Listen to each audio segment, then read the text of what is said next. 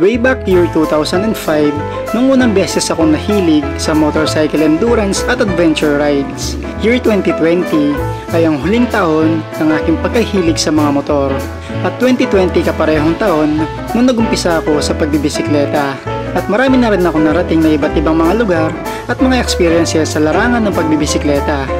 At ngayon susubukan kong muling bumalik sa pagmo-motorcycle adventure. At sa ride na to, dito natin sisimulan ang mga adventure na yon. Bali sa ride na ito, aakyatin namin ang Monasterio de Tarlac at ang Sitio Bahag sa San Jose, Tarlac. Saka namin tatapusin ang ride, bababa kami papuntang Bueno at papasyalan ang isa sa mga sumisikat na pasyalan sa Bueno, Capas, Tarlac. So umpisahan na natin ang ride. So tara, let's go!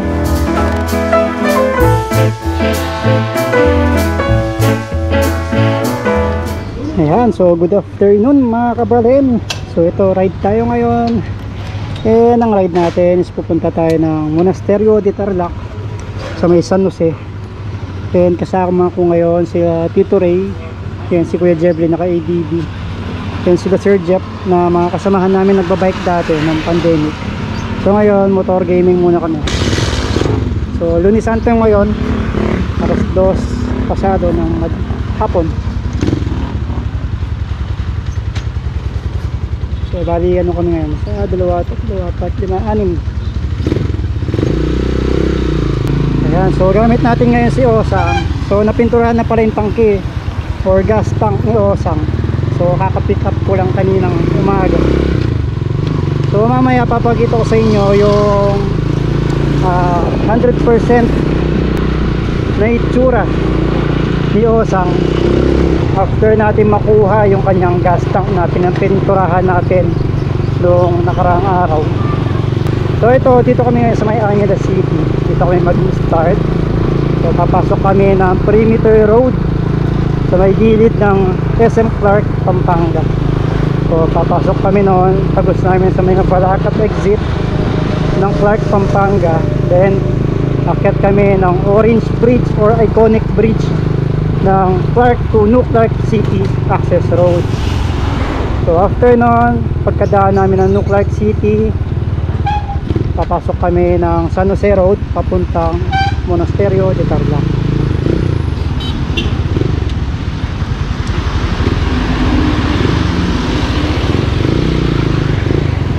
So init-inita ng ride out. Ayan, so dito na tayo dadaan sa may Perimeter Road ng SM City Clark or SM Clark, Pampanga. Ayan, sa may kadiwa natin. So babaybayin natin to and makakalabas tayo sa may exit ng Clark, Pampanga sa may Mabalacat area. Grabe yung init ng summer ngayon ha. Pumipitik, tumatagos sa jersey yung init. So ito, papasok na tayo ng main entrance ng Clark, Pampanga.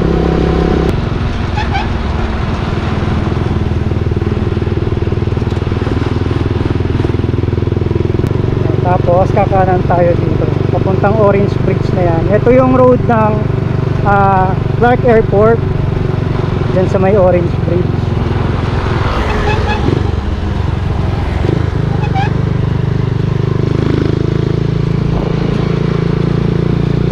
Dati nag-bike lang ako dito, ngayon motor naman. So akit na tayo na New Clark City Iconic Bridge dito sa may Clark.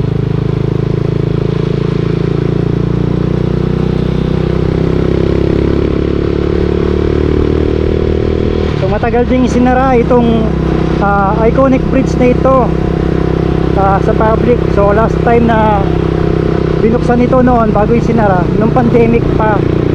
Ang kaso, ang nangyari kasi yung mga pumapasyal dito, ginawang teknika or kampingan itong Iconic Bridge ng Clark NCC Road. So maraming mga naiiwan na basura na pinagkainan nila dito sa may tulay. Kaya nag-decide sila na isara ito muna sa publiko para mapanatili na maayos pa itong tulay bago ibuksan ulit ng tulad nito. Ngayon nagbukas na siya ng March 2024 sa public. So open na siya. So madali nang makabiyahe from NLEX or SCTEX 10 mag-exit kayo ng Clark North. Then dito na itabos nyo kung pupunta kayo ng Tarlac or New Clark City. Yan, so nandito na tayo sa may New Clark City. Pero passing through lang naman tayo, hindi tayo papasok. Labas tayo ng Cristo Rey. Kaya doon tayo papasok papuntang San Jose Road, papuntang Monasterio de Tarlac. Yan, so after natin sa may New Clark City, kakaliwa tayo dito sa may barangay Cristo Rey, dito sa may Capas, Tarlac. Papunta ito ng San Jose Road.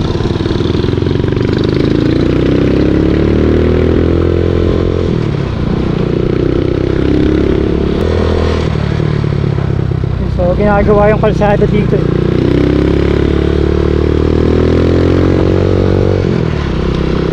So dito na tayo sa may San Jose Road. Ito yung usual na daan dati, nung hindi pa nagbubukas yung Bueno. Noong hindi pa nagbubukas yung Bueno, dito kami madalas na dumadaan pauwi, since na ito rin yung ruta na dinadaanan namin papunta. Pabadyakan din namin ito ng pauwi na ganito kainit galing sa monasteryo noong mga panahon na nagbabike pa kami papuntang Monasterio de Tarlac. Grabe init noon dito, tapos ahunin mo yung mga yan.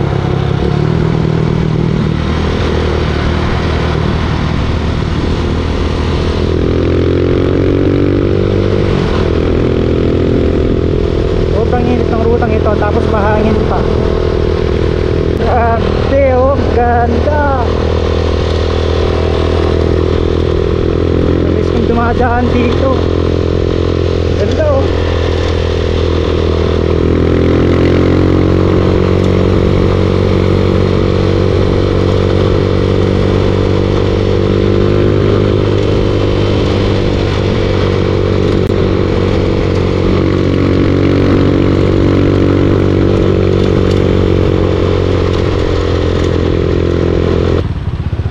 So pagas muna si sir, hindi siya nakapagkarga ng gas kanina.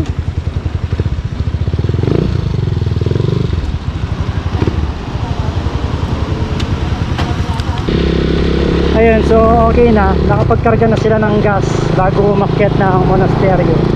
Since na nandito na kami sa may mismong paanan ng Monasterio de Tarlac, so dadaan kami doon sa may bagong daan or yung bypass road. Dati kasi dumadaan kami doon sa may gilid ng Lubigan River na which is medyo masikip and madaming mga bahay.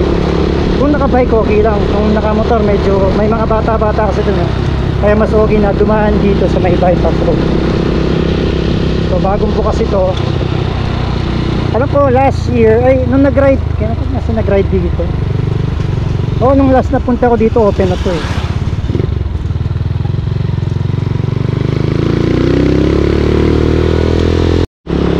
So dito na nag-umpisa yung mga habunan paakyat dito sa may Monasterio de Tarlac. So dati doon kami nagagaling dyan sa may kanto na yan, sa may kanan. So this time dito kami sa may bypass road nang galing.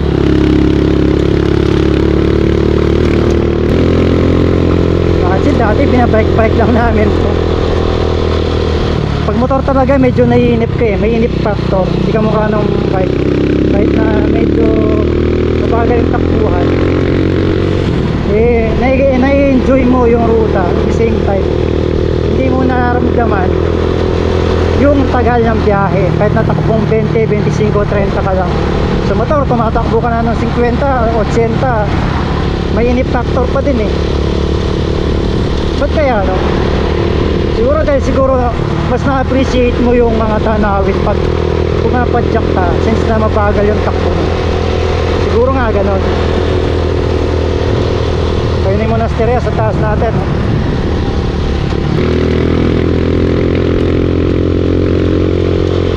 Isa lang yung matarik na ahon dito, yung may siko na pakanan. Nasa 17% kasi yun.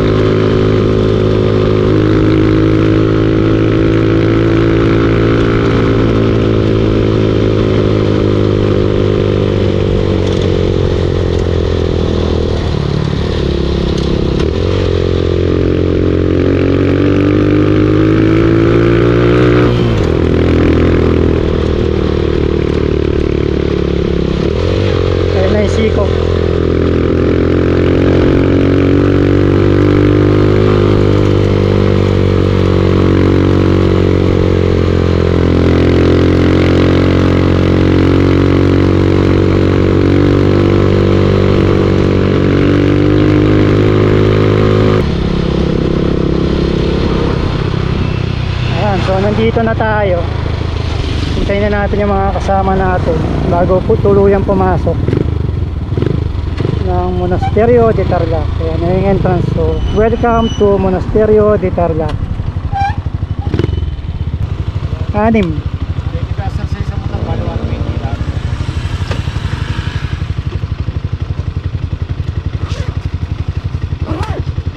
Ni kuya, abe mo na yun. Bali magkano entrance sa tao, sir? 10? Sa motor lang. 20 pesos. Diretso pa rin, no, sir, dating parking ano.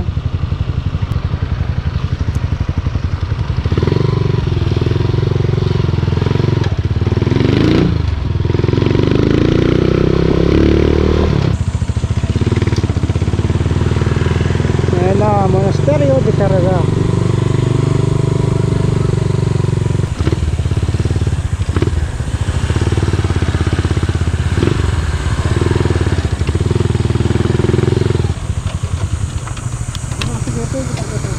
Ayan, so nandito tayo ulit. So last time akong pumadyak dito 2 years ago. Padyak gaming pa ako. So ito, bumalik tayo ng nakamotor at kasama natin si Osang. Okay. Solo natin ngayon kasi Lunes ngayon, wala masyadong madaming tao. Pag weekends kasi doon madaming tao since na may misa dito sa may Monasterio de Tarlac.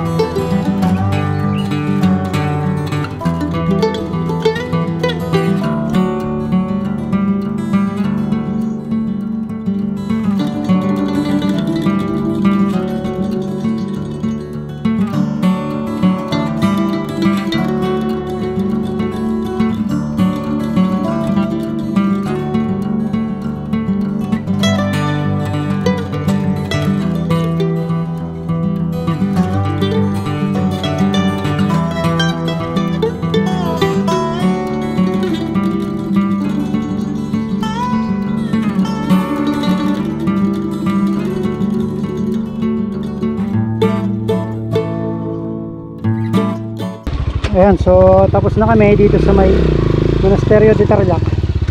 So daan muna kami sa may bypass road papuntang Bueno. So pagdating namin sa may junction, doon kami magdi-decide kung akyat kami ng Sitio Baag. Hindi na ako masyadong nag-vlog kanina sa may Monasterio since na sagrado yung lugar. Ayaw ko masyadong mag-ingay-ingay doon. Ayan yung entrance kanina na pinasukan namin.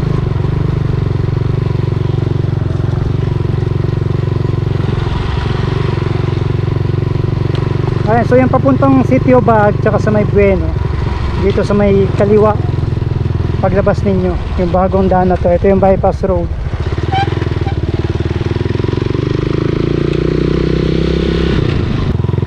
Ayan, so ito na yung dulong bypass road. Yung pakaliwa, yun yung papuntang Bueno, lusong lahat yan. So kakalan tayo dito, paakyat ng Sitio Baag.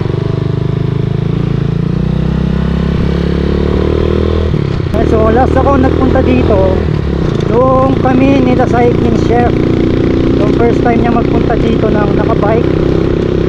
So pinasal ko siya dito sa may Sitio Baag. So yung elevation, total elevation nitong ride na ito from Monasterio hanggang Sitio Baag is, yung elevation niya is parang umakyat ka din ng Baguio, gano'n siya kataas.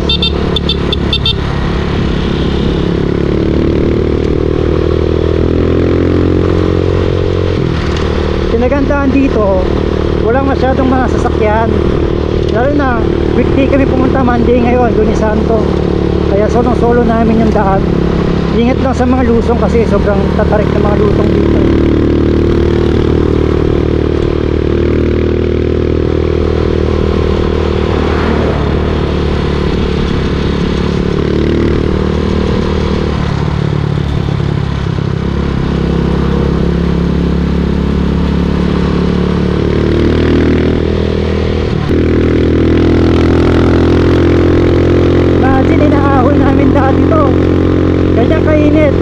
Kami dalawa ni Eduardo Remas, tanghaling tapat kami umakyat dito nung ginawa namin yung 3 peaks, yung hinahon namin ng Sitio Tala, Monasterio de Tarlac at yung ito, Sitio Baag.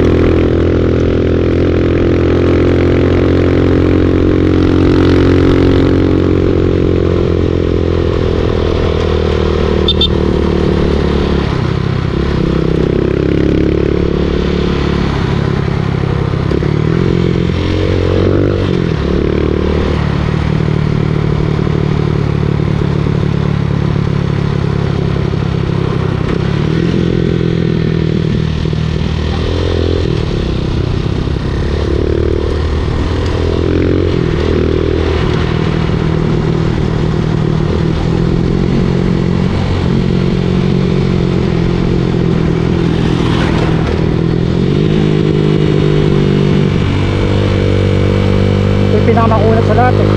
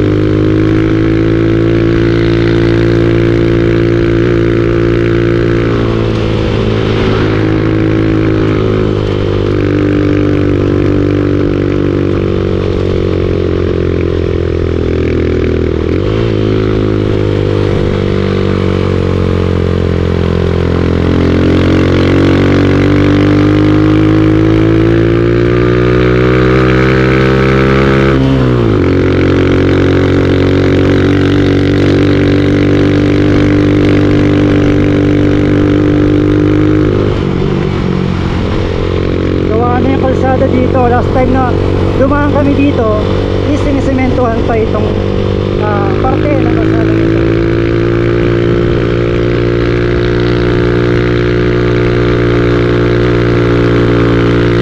Bakbakin mo, Gino.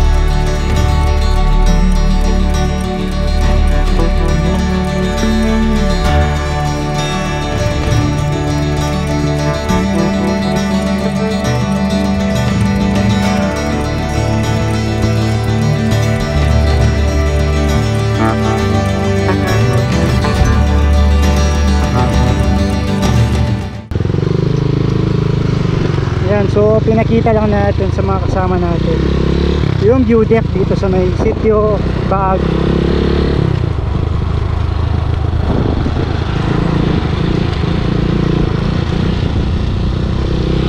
So baba na tayo papuntang Bueno, yung tulay kung saan may mga kainan. Ito puro lusong na lang to, tsaka may kapirasong ahon to, konti lang, pero the rest is lusong na.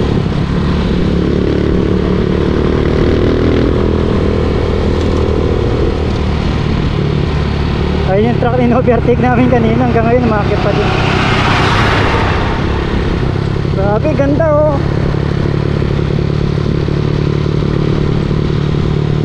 Wow, ayun yung monasteryo, ang liit lang niya.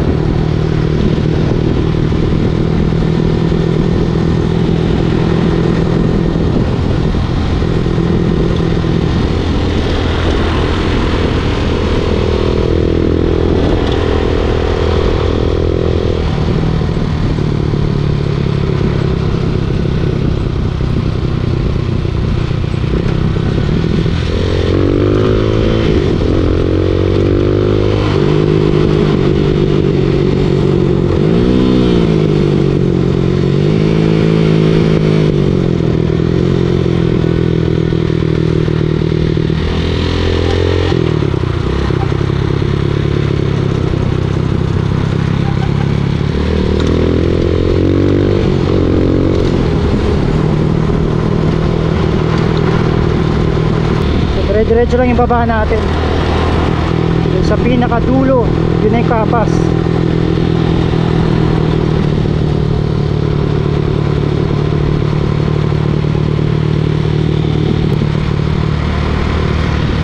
tayo nang galing kanina sa may kaliwa, yun yung monasteryo. So ito diretso pababa na ng Bueno.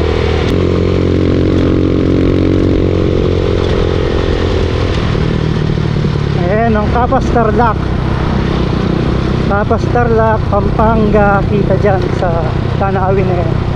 Ayun yung Padling River, yung maraming lahar na yan. Ewan ko kung kita nyo sa camera. Yan yung tulay. Pag ligo mo dyan, yan yung tulay ng Bueno. Sana maraming nagtitinda ngayon araw. Naku po, mukhang wala.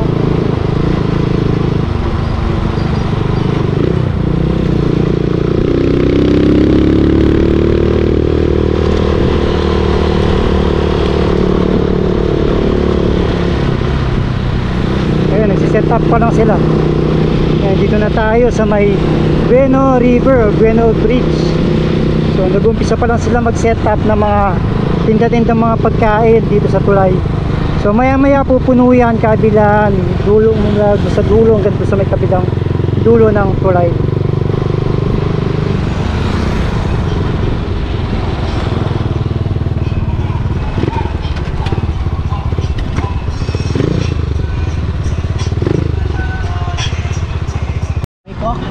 Kuya, gano'n na kayo katagal nagtitinda dito? Ang pangalan mo, kuya? 2 months. Kuya Alan, ayan. So sa kanila si Kuya Alan Gotohan dito sa may Bueno Bridge, tapos Tarlac. Kuya ko naman sino? Okay ako. Ano to, Anli? Round 2. Ate, pa-refill. Gumuguhit sa sarap yung anghang. Paminta, sir. Yung paminta tunay. Hindi papaya. Ano po talaga to, Anli? Opo. Anli yung worth Goto, 69. sir. Opo. Malaki. So yung regular 49 lang. Hindi siya Anli. Siya. Okay. Thank you. Ayan. So nandito tayo ngayon sa may Bueno Bridge. Ito yung mga binablog ng mga motovloggers dati. Ay, may kalabaw. Na sinasabi nilang piyestahan sa tulay ng Bueno. So ang mangyayari pala, last day na lang pala nila dito. So pinapalis na sila ng engineer. So parang mangyayari, instead na dito sila sa may tulay ng Bueno, is ililipat na sila doon sa may, yung may binabako doon sa may kabilang dike, may tambak na lupa. Doon na sila magre-pwesto niyan, hindi na dito sa may tulay. So nag-start sila dito, sabi ni ate, napagtanungan ko, sa around 2 PM ng hapon, then hanggang alas 11 sila ng gabi. So araw-araw yun. So nag-start pa lang dumarating yung mga nagtitinda dito. So yung mga naabutan pa lang namin, yung nagtitinda ng shake tsaka buko, tapos yung kinainan namin na gotohan, then meron pang mga barbecuehan, tsaka iba, meron pang mga nagsiset up doon banda. So pumupuno daw ito pag weekend. Alright, so tapos na tayo dito sa may Bueno. So uwi na tayo. So nagkaroon tayo ng konting aberya. Buti na-remedyohan ko pa. Yung nangyari kasi kanina, di ko lang na-videohan eh. Yung mga tornilyo or bolts ng sprocket sa likod is natanggal yung isa. Tapos yung dalawa is lumuwag. Ang pinagtatakahan ko naman, paano nangyari na lumuwag yung mga tornilyo na merong naman support lock plate yung mga bolts. So buti na lang na-check ko kaagad, di pa tuloy natanggal yung tatlo. Naikpitan ko na pa siya ngayon. Baka makabot na ako sa bahay nito, daan-daan na lang. So bukas pag uwi, natayos ko yung mga natanggal na bolts dito sa kanyang sprocket. Buti na lang nakita kaagad yung nasa biyahe mismo. Kasi kanina nagbibideo ako doon sa may tulay, binibidyoan ko yung mga food stalls. Eh may maingay kung sa may likuran. Pag silip ko, nakaluwa isang tornilyo nakatanggal. So yun, napahinto ako. Buti na lang nakita ko kaagad, kundi baka madisgrasya pa ako, natanggal na tuloy ng mga sprocket. Grabe, gandang tignan pala nito pag gabi. Oh, madaming ilaw doon sa taas. Ayos. Galing. Diba ang liwanag dito sa may airport road. Tapos kasi sarap mag-bike dito. Dito ako nagla-laps. sa area na to. Pabalik-balik ako dyan, paikot-ikot ako. Hanggang makabuo ako ng ilang kilometers na kailangan kong buuin. Tapos uwi na ako. So ngayon, hindi ko na nagagawa ito. Tamad na ako mag-bike. Honestly speaking, kaya hindi ako masyadong nag-upload ng mga cycling vlogs or contents ngayon. Gusto ko muna magpahinga sa paggawa ng mga cycling content. Medyo may umay effect na rin kasi sa akin bago tuluyan na mawalan ako ng gana sa pagko-content ng bike. Minabuti na ipahinga ko muna yung sarili ko sa paggawa nga ng content about cycling. So ito, humanap ako ng ibang pwedeng magawa ng content, which is itong pagmumotor, which is dati ko naman ginagawa bago ako nag-bike. So ito na muna ngayon yung pinagkaabala natin mga content sa ngayon. So in future gagawa tayo ng mga moto camping, mga cycling, mga moto adventures kung saan mga puro bundok yung mga pupuntahan natin. Ayun, so bali humiwalay na kami kila Kuya Jeffrey saka yung mga iba naming mga nakasama nag-ride ngayong umaga, ay ngayon hapon. Kasi kaming dalawa na lang ni Tito Ray yung magkasama, and since magkatabi ang bahay lang kami ni Tito Ray, yung mga kasama kasi namin isa may San Fernando pa yung uwi nila, kaya kami dito na kami nag-shortcut para makaiwas din sa traffic sa may Balibago, sa may Astro Park. So dito namin dadaan sa likod na malapit lang ito sa amin. So yun, another video, another episode na naman na naganap. Tatlong lugar ang napuntahan sa isang ride. Una, pumunta kami ng Monasterio de Tarlac. Tapos sumakyat kami ng Sitio Baag. At lastly, nagmerienda kami dun sa may Beno Bridge sa may Capas Tarlac, na bagong umuusong lugar or sumisikat na lugar ngayon sa may Capas Tarlac, na merong mga kainan na iba't ibang klaseng mga pagkain na inaahin dun sa may tulay. Yun nga lang, ililipat na yung mga location ng mga nagtitinda ng pagkain. Ialagay na lang sila sa may kabilang dike, ialisin na sila sa may tulay, since na public road yun, medyo delikado sa mga taong pumapasyal doon. Siyempre may mga truck na dumadaan, baka magkaroon ng aberya o magkaroon ng aksidente.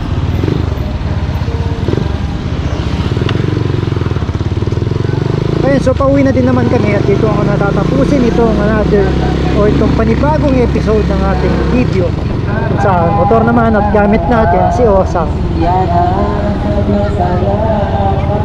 So dito ko natatapusin ang video na to. Hanggang sa muli, salamat sa panonood. Kita-kits sa susunod na episode.